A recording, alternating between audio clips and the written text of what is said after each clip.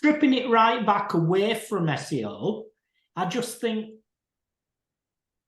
it's going to take a lot for people to understand how to change their search behavior. You know, they've had this box for forever, and they've had results, you know, and suddenly if they presented I mean, from an outside perspective, if they suddenly see this page and it's like, oh, looks like a circus, you know, it's everything, you know, I just feel as though there's a bigger impact here beyond just where they lay things out.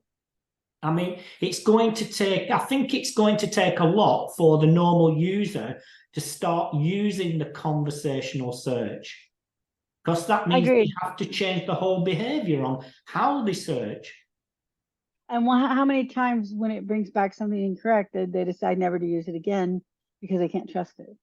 And it's going to bring back incorrect things. It just cannot not do that.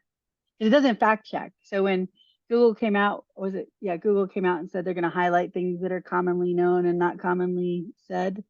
That's their consensus engine. So for the featured snippets, I know you probably know all this, but just for anyone listening, for the featured snippets, they have a consensus engine. And if it doesn't fit consensus, they wouldn't put it in a featured snippet. They didn't use it anywhere else, just in the featured snippets.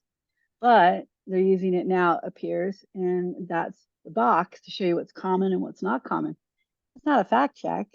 So what happens if I believe the uncommon thing? It just confirms my bias, and then I find out Google was wrong. And what if it was something important? Medical or financial or any of your money or life stuff, news. What if right now, I can guarantee you there are nation states that are data poisoning, which isn't hard to do with large language models, data poisoning large language models to get them to say things that support narratives. When Google returns that result to people, will they trust Google? Like, I could damage Google's entire brand reputation, right? There was somebody at ChatGPT, I always love this story because it's so SEO 2000. He did white on white text, right? And this is before they took the break at ChatGPT where it would ingest URLs. And so he did white on white text. He put a special phrase in there and he gave it the link. And then I don't know how long he waited, a couple of days or whatever. And then he went back and it was there, right? This special phrase he put in. Now think about brands, information, news.